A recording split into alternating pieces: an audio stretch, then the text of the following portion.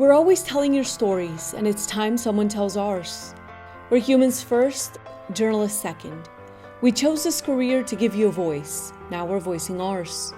It's true, journalism has much room for improvement, but not all hope is lost, and we want your trust back by humanizing one journalist at a time. We're sharing with you what we go through to bring you the news. The pain, the tears, the trauma, and the mental health struggles. It's painful, and sometimes we even work 2 jobs to make ends meet.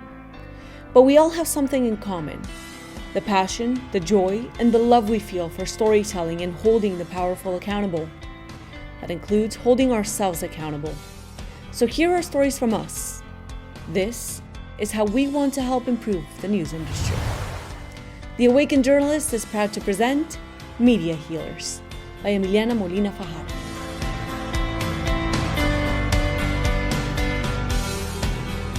Hi everyone, thanks again for joining us in The Awakened Journalist with our special project called Media Healers.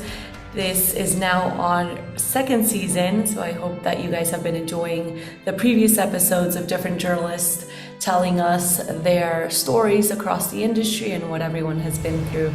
Today we're actually going to be speaking to Karla Flores. She's been in the industry for about 6 years, but decided to leave a few months ago, and she's going to tell us why. Karla worked in the nation's capital for quite a while, almost the 6 years that she was in the industry. And she graduated in 2015 from George Mason University with a Bachelor of Arts in Communications and a specialization in journalism. So Karla, welcome, and thank you for agreeing to speak with us. Thank you, Emiliana, for having me, and thank you for giving us this space that we truly need, and we hope that it really makes a difference in how the industry works moving forward. I hope so. Karla, so what I always ask everyone, why did you decide to become a journalist? So I always love answering this question, but I feel like throughout the years it's changed. I think obviously it's just about public service. You know, you always want to have your job have purpose. And that was one of the things that meant something for me. I wanted to do work that had meaning. And initially, when I was in college, I wanted to do print journalism. I never really looked into the TV aspect of journalism. So in my last year of college, I needed to do an internship, and I was able to find an internship at a station through a friend of mine at church. And at first I thought, maybe I'm going to do on the digital side or whatnot, but it ended up being like following the MMJs and helping them out. And I remember from day one, I was like, oh my gosh, like, this is insane. Like, I had no idea this is what like people do. And I remember, this is so hard. What am I getting myself into? Exactly. At first I was like, there's no way I'm doing this. Like, I'm, and throughout the days I realized, I remember my colleague, she was 24 at the time, like all these things that she was doing by herself, from picking up the equipment, running, doing the interviews herself, shooting her own stand-up, then coming back and then editing all the material she got, writing her script, tracking it. And then you see it on air at the end of the day and you're like, wow, like that's insane. And I'm like, I wonder if I could do it, So then I think like throughout the weeks that I was there, I like fell in love with that, just seeing it, seeing how hard everyone worked. And at the end of the day, you have this live newscast that you see before your eyes. We're sitting in the control room and you see the entire work that everyone has been doing since early in the morning. So that was really neat. And I was like, you know what? I think I'm going to try it. And I remember my last semester, I was hired as an associate producer. And it was tough because I would go to school and then come back and like work 8 hours. So, but I did it maybe for about like a couple months. And then once I graduated in May, I was hired as a MMJ and then just kind of worked my way up. But now that I think about it, I never got like a tutorial or a manual on like what to do. They just kind of be like, okay, great, go shoot your first package, and you're like, okay, like, where do you start? And even like, as if it was like different stories, like court cases or like anything that had to do with the hospital, like all these things, like you had to kind of find out yourself because one, like you don't want to ask and be like, so what do I do when I get to the court? Like, how do I find a case? Where do I, like, what's the room? So you just have to do everything yourself. I'm going to a hospital. Like, I remember one time I was like, oh, I can get a nurse. I know a friend of a nurse. And then they're like, yeah, but you have to talk to the PR person and then they have to okay the interview, so all those things you kind of just learn on your own as you start working. But they just kind of like let you go, like, okay, wait, like it's 9 o'clock, come back, 5 o'clock, your packaging's to air, But that was exciting, in the early years. And then just being able to grow throughout the years. I look at my packages when I first started, I still saved. And then, till like May, my last package was like, wow, like even the way I talk is so different. But it's been kind of neat, seeing that grow throughout these past 6 years, what I've been able to accomplish. Yeah, and it's definitely one of the biggest growing experiences for sure, I think. And being a multimedia journalist will definitely accelerate, I think, the way we do reporting. So I haven't taken a look at my first packages. I don't think I want to. It's like cringe. You're like, ah. And I remember I put it on Facebook and I'm like, why did I put this on Facebook? Exactly. And yeah, it's already hard as it is to watch myself doing these interviews. Yeah, that I don't know if I could go back, but maybe I will someday. Carla, so when you started out, I know this is something we often struggle with in the industry because unfortunately, the very first positions are very low income. Was this the case for you? Was your income enough for you to get by? Oh my gosh. So, I mean, I asked my husband, I was like, how do you even make it with my salary? It's so insane. I mean, no, my first job as an associate producer was $30,000. Was like nothing. In Washington, D.C., which is And not right. It's yeah, not in. it's insane. It was insane. So, I mean, I've been married since I was 19. So at the time, I think I was like 23-ish. My husband was still in college and he had to work like on the weekends. He like was working at a restaurant. So like it was my salary and whatever he was able to get outside of college. So it was tough, but I mean, we made it work. But I remember when I got bumped to MMJ, I thought, okay, here are the big bucks. It was Yeah. only $10,000 more. Okay, Oh that's man. money for gas, I guess. Like now I'm on TV, I'm gonna be rich and Oh famous. my gosh. But it was something that like at first, like I didn't want to tell anyone. Like I just wanted people to think that I was on TV, that I made it, and it was crazy because like I kept hearing like, oh, but when you make it to the network, or like if you work for the English side, it'll be like more money, so because they always said, oh, well, if it's a Spanish speaking affiliate, so they pay a little bit, but once like you move up the market, you'll make more bucks, so I was like, okay, well, I mean, I would think like working at the nation's capital, like you would have good paying salaries. But that wasn't the case at this station. It was very small. We were very understaffed, but we made it work. And honestly, like when I was making that little bit, I was so happy doing the work that I was doing because, I was pitching stories and I was getting the okays and I did stories that I'm so proud of, like in my early years of journalism.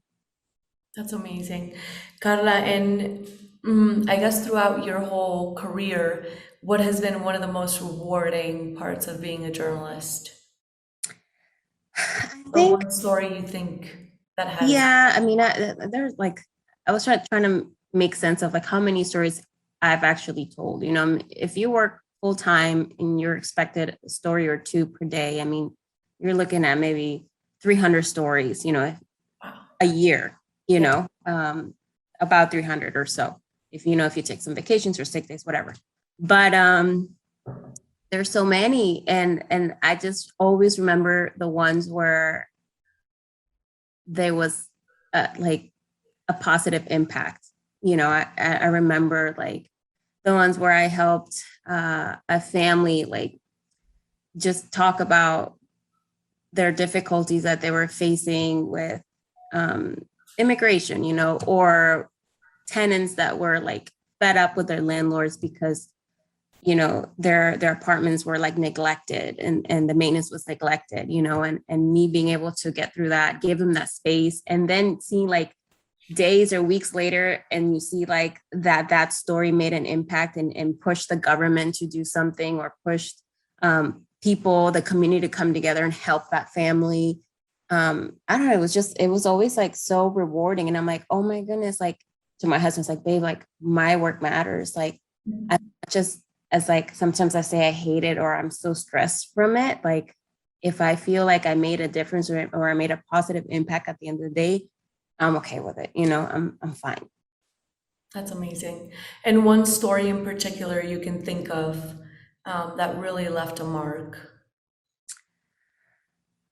Um, one of my least favorite things to cover was crime. I Yeah. hated crime. And I always think about this one story where there was this, how old was she? Maybe 25-year-old woman. And she was jogging in her neighborhood, and some crazy guy went up to her and stabbed her in the neck multiple times, actually. And she like stumbled across like upon a Chinese takeout, went in there asking for help, like while she was holding her neck, and she died within seconds.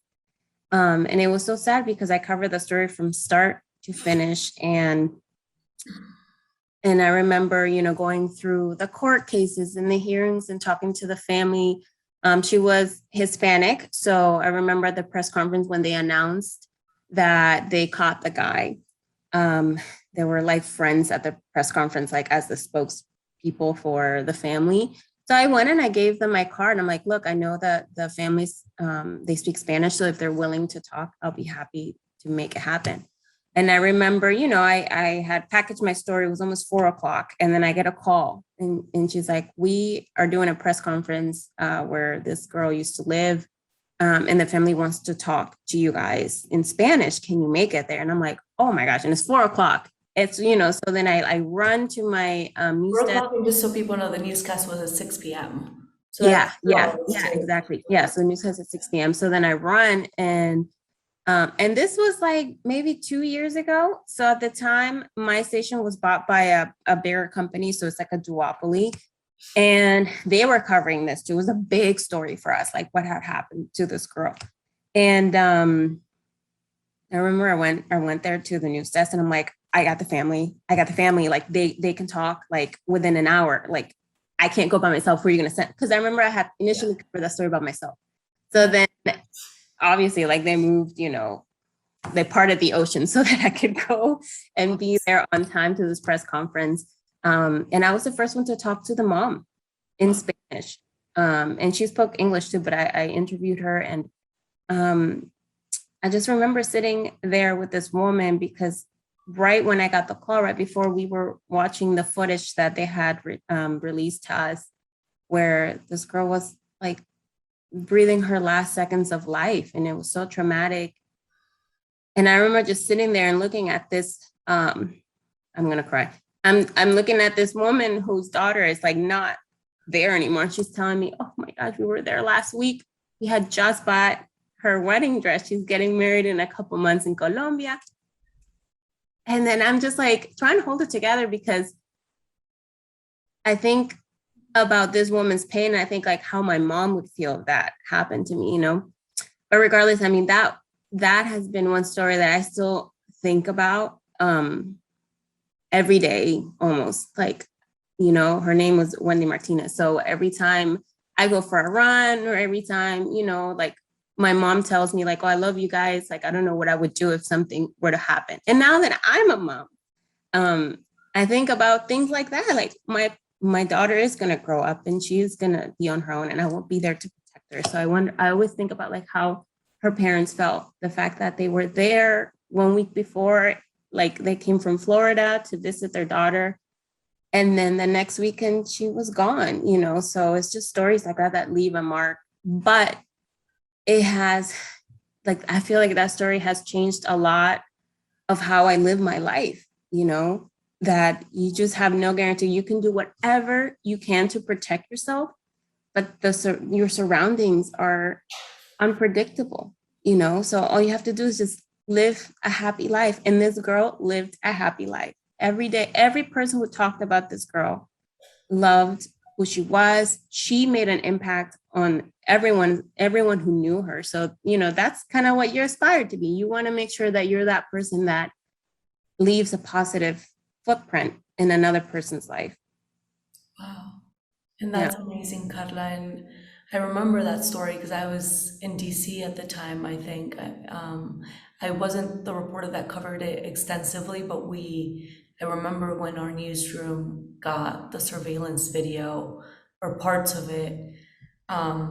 So thank you for doing that part of your job. And I guess all your feelings with that story are so valid, especially because you had the privilege to speak to the family right after this incident happened.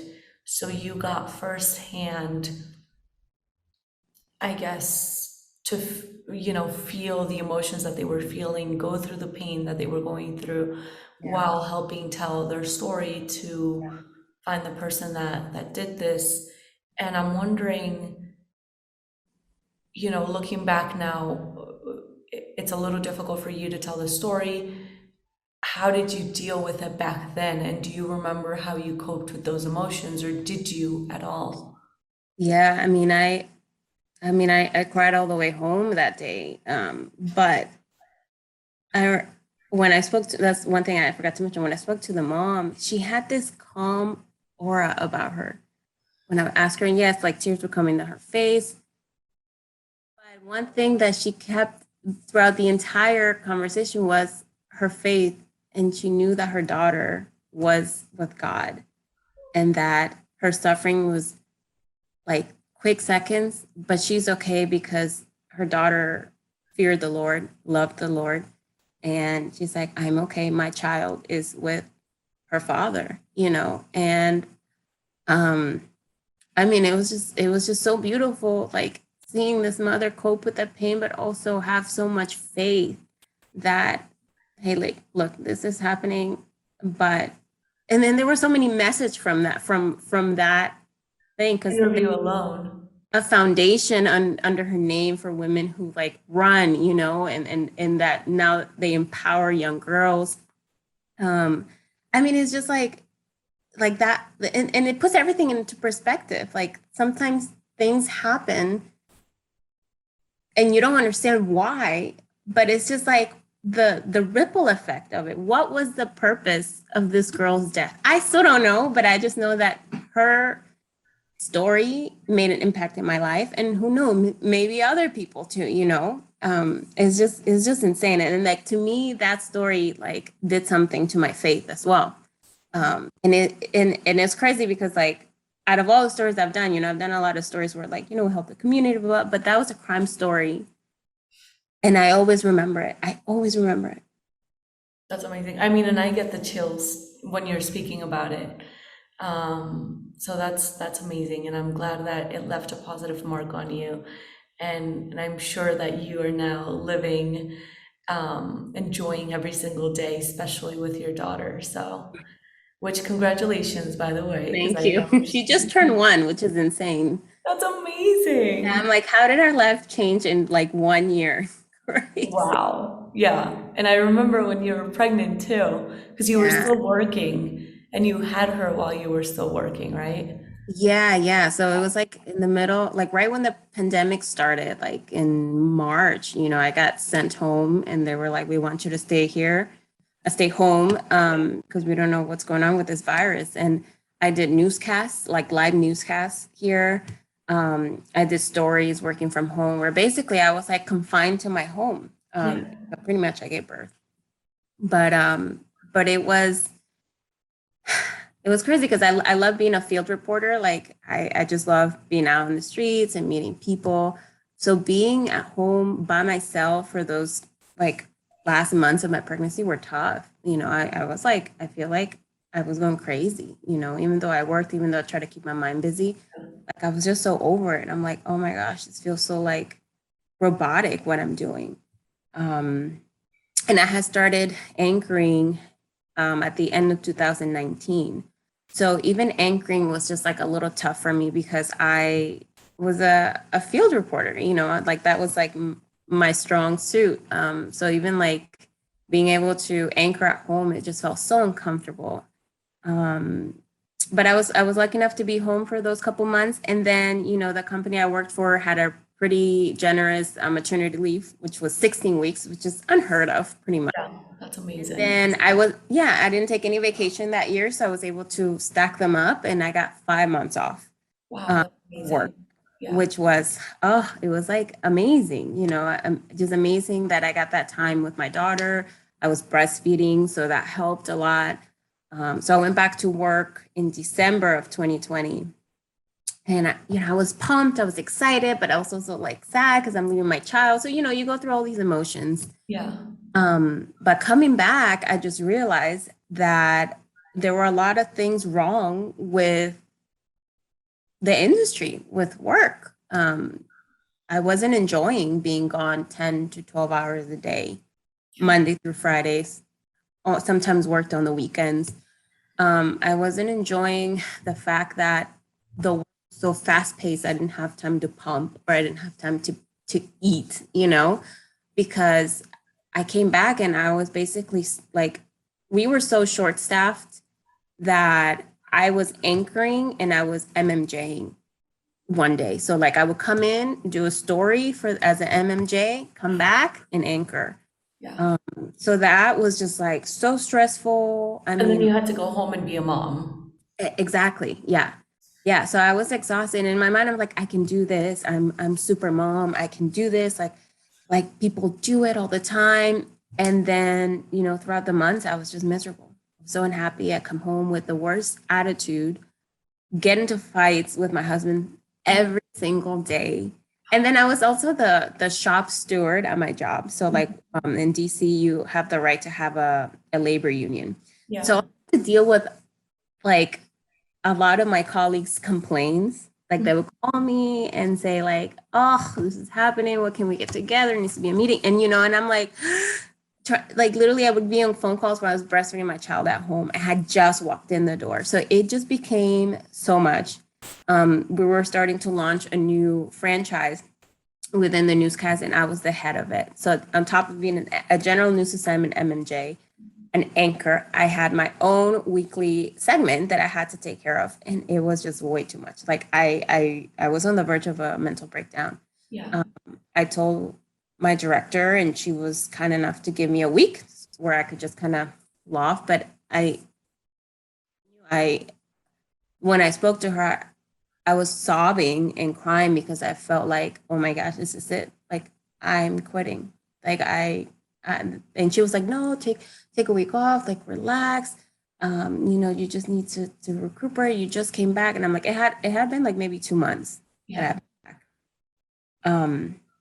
So I made it work for maybe like a month and a half, Yeah. and at the end of April, I was like, this is not going to work. April 2020 or April 2021? 2021, this year.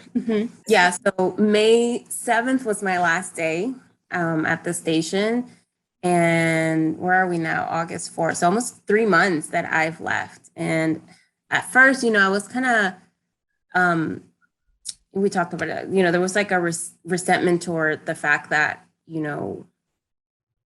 I was struggling and my job wasn't giving in to where I could feel more comfortable and I could feel better about coming to work. And it was sad because we worked in a duopoly. So you see your colleagues from the bigger company having the time of their lives, really. They go out with crew, they have their editors, they have their field producers, they have someone that writes the newscast for them. As like me, I have to do everything by myself. Everything I was doing by myself. Yeah. So it was just so infuriating at the time because I'm like, I'm quitting because I have no help. I'm quitting because if I had half the help that so and so is getting from the other side, I could probably make this work. But then I realized that, I feel like it's you just have to decide, like, is this what you want for, is this more important than your well-being, than your mental health, more important than your family? Like, is this job worth it? And at the end of the day, it wasn't, and I'm so happy I had a husband that said, you know what, let's do it. So at the, what was it, like my 6th year? Yeah, like my sixth is in May. So like I was making almost 6 figures with the new duopoly, like when they bought this small affiliate. Um, and even the money that was coming in, like I was so unhappy. I think I was so happy just making my 30K Yeah. than making my almost 6 figure salary. It was just so insane to me. And I'm like, the money is not worth it. I know I can find a job somewhere else that's going to respect me as an employee, that's going to value the work that I do every day, because we did hardworking stuff. Like, we worked so hard, but we almost felt so unappreciated because it was on to the next thing, and it was almost expected for you to work like that, like fast and hard and efficient, and then move on, move on, move on, and it's just like, okay, like, catch your breath. So I think it was like the best decision of my life to step away. I mean, it's crazy to think that 6 years ago, I looked at journalism as a promising career, but now it's just like, there's sacrifices, but it's just like, what are you sacrificing? Time with your family? Are you sacrificing being able to be a mom? I push back getting pregnant because I've been married with my husband for 10 years. So I got married young, and I would tell him, no, a couple more years. Like, no, I just made Anchor. Like, no, it was just like, it was like pushing things back because I never knew like when was the right time, and maybe I could like keep moving up, and I wanted to be at a certain level where I could settle down. Yeah. But but even if you're at that level, It doesn't like, stop. you're missing out on, this career is so demanding and it's cruel. Like, it's just, unless you're like, I don't know, unless you're like Savannah Guthrie. Um, but how long did it take her to get there? And I think she became a mom like in her 40s. So it's like, do you have to decide, like you have to sacrifice things and give up, like, do I have my kids in my 30s or in my 40s? Because between my 30s and 40s, I could really move on up the ladder. So those choices, and for me, it was like, I don't want to be a Savannah Guthrie. I don't want to be a or another anchor that probably didn't have kids because they were so tied up in their work. Like, I wanted to have a normal life, and I knew that this career wasn't gonna allow me to have that normal life that you think of, holidays off, and when you're on vacation, you're on vacation. So don't call me, don't email me, don't expect me to answer. That wasn't the case. Yeah. Yeah. I think you've touched on so many important topics. The starting out with the days off work and being able to put those boundaries and not getting phone calls or not answering the phone calls that you do get, because sometimes we're in newsrooms that still don't respect that. We're on our time off. Um, there's definitely a culture within the news industry of overworking, especially overworking multimedia journalists, Mhm. who are waking up at 6 a.m. in the morning to find and pitch a story, and going out and shooting it, recording it, writing it, looking for the interviews, to air that story at 6 p.m. on the newscast, and then finish working at 7 p.m. Those are usually 10 to 12, 13-hour work days. It's hard work. I also think that being a mom helped you realize how resilient you had been the past few years in the industry, because you were only taking care of yourself, so you kept pushing through. But now, being responsible for somebody else, it's kind of like a wake up call. Mhm. Okay, this is how hard I work, and now I'm going back home and I'm probably feeling burnt out or drained, and and not giving the best energy to my child because work just takes up so much. And it's hard, and there's a lot of journalists. I know plenty of us, me included, that didn't want to have kids because I mean, from in my case, I saw it as an impediment in growing in my career, and I did not want an impediment. I was gonna make it to the top, and I was completely driven to do so. And it's like you say, at what cost? I mean, there comes a point where you're so burnt out that it's I guess like a make it or break it decision. And you haven't been the only one that decided to quit this year or last year. Like, so many journalists are leaving the industry because I mean, COVID, I think, just helped maybe increase that burnout that we were already Mhm. feeling. And how are you feeling now? I guess that leads me to that question. How are you doing now? Yeah, I mean, I definitely feel like I'm healing. I've healed a lot. Now I try to look at the positive from those 6 years, from even the last few months that I was at work. And I learned a lot. I developed skills that are very I guess, like attractive to other employers out there. And I'm actually getting started to, I'm going back to work, but like in the PR side Yeah. of things. And Yeah. I just got this new job that I'm excited about. It's for a nonprofit, that's helping women and young children who are escaping violence from their country, and they're coming here asking for asylum. So the fact that my job is still going to have that meaning and that purpose, I mean, it's amazing. And the just even the culture of my employer, the fact that they have a thing called self-managed time off, meaning you decide how much time off you need within a year. You have flexible hours, like whatever you can work. I can work from home if I want to. I can go into the office if I want to.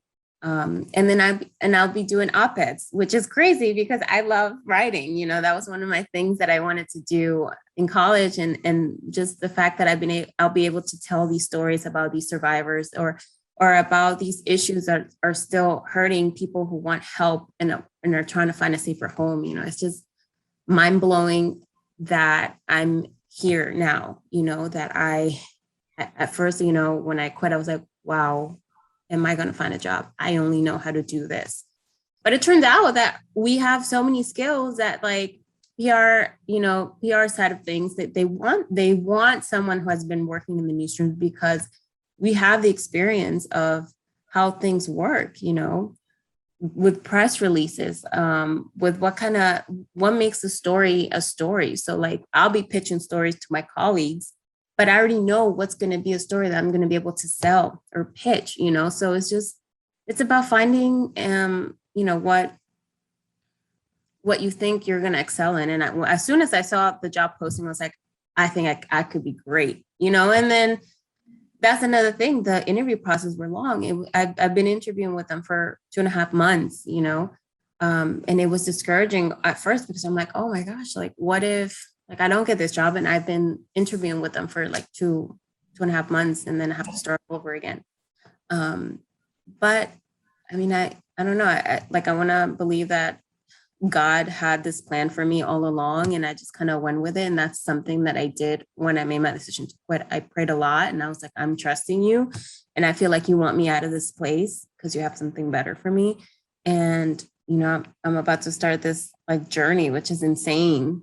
But I'm happy. I'm happy that this is happening. And I tell my husband, I was like, how crazy is it that a year ago we did not think would be here? I'd be here. Like, that's insane. And I think you can't put a price on happiness. So Yeah. I'm actually very happy for you. Thank you. Well, and I Because really hope that, like, all of our fellow colleagues, I mean, I'm sure there's people that love what they do within the industry. Can it get better? Absolutely. There's things that management can do to make us feel better, to make us feel valued. Because at the end of the day, we are hoping to make a difference in the stories that we tell. I know a lot of the times we pitch stories and they get shut down. That could be discouraging. But there were so many times where I kept fighting and fighting and fighting for a story, and it finally aired, and it made a huge impact, like it became viral, like on social media or something like that, So if you want to stay on this, like persevere and try to be the game changer, don't just keep saying yes. That's one of the things that I learned throughout like my career. I in the beginning it was yes, yes, yes, yes, yes. But at a point I was like, I want to say yes, but let's talk about it, and literally that brought a lot of good outcomes by having the conversations. But it's just, I don't know. Like, I want to say that not all newsrooms are the same. But I've talked to so many people that like they go through the same thing, across the country, different markets, big markets, small markets, so it's just like, I don't know, like maybe the industry does need to change things. Maybe legislation should be put into words, where, I don't know, like women shouldn't be able to MMJ after hours, after dark hours, carrying all that equipment, you become a target. And I've done so many stories where I've had to carry all of that by myself in really tough, scary areas of Washington, D.C.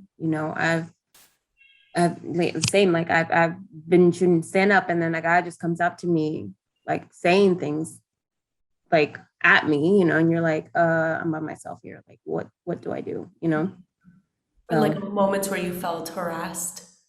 Yeah, for sure. Oh my gosh. And then from 2016 to 2020, that was tough for us journalists. I mean, we had to go out and take out our mic flags because we were getting things shouted at us, like, obviously the fake news, or like, go get a real job. Your work doesn't matter anymore. So, if I was like shooting something and someone came up to me and they're like, oh, what are you doing? It's like, oh, it's for a commercial. Like, literally all the time, because I'm like, please, like, don't harass me, But that was a sad reality too that we had to deal with the past, 4 years, from 2016 to 2020. Yeah, and I agree with you. Like, I used to do that too, take off the mic flag, but then I would roll up in the car that had the logo of the station all over, and it's like, yeah, please don't hate me. Like, people don't hate me. Yeah. But it was hard for sure. Carla, I guess, I mean, you already mentioned briefly something you would like to improve in the industry, which is MMJs or multimedia journalists, not having to work at night alone, especially women. What else would you like to improve in the industry? Or Yeah, so I mean, I guess like my point of view for like working moms. Hold on one second. My daughter just woke up, but she's chilling in her crib.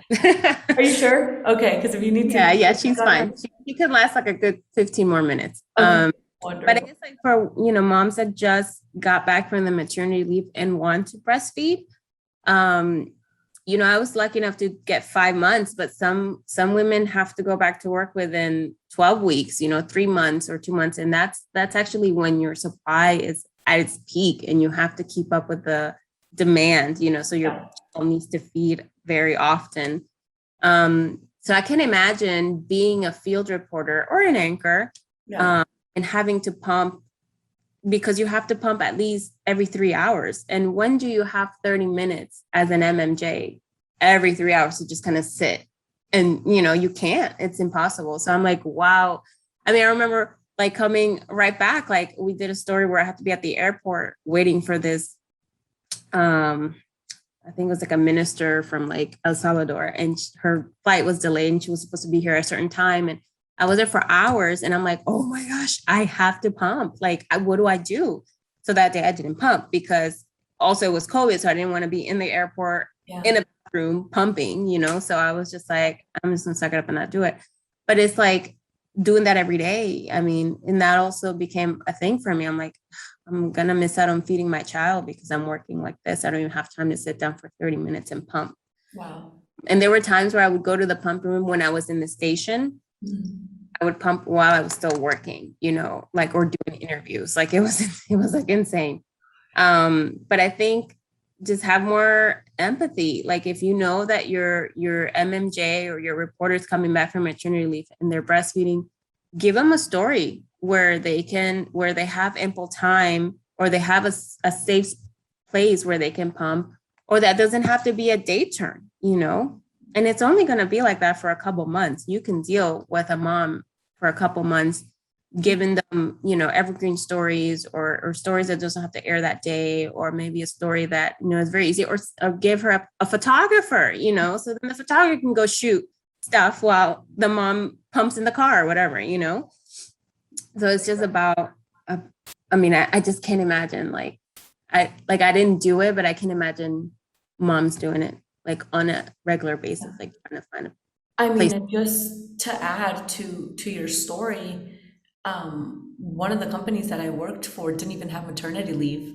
So you can imagine how that became even more of a, I guess, like assertive feeling for me as to why I cannot be a mom, because it's an impediment in the industry. Yeah, it's discouraging, and that's one of the conversations I even have with my husband. I'm like, look how crazy my hours are. Like, when am I supposed to fit a kid in here? Like, we can't talk about kids right now. Like, and I would just brush off the conversation, because I'm like, we're not having kids, like not with this career. And then when it came time to finally like, okay, let's try it took us forever. Yeah.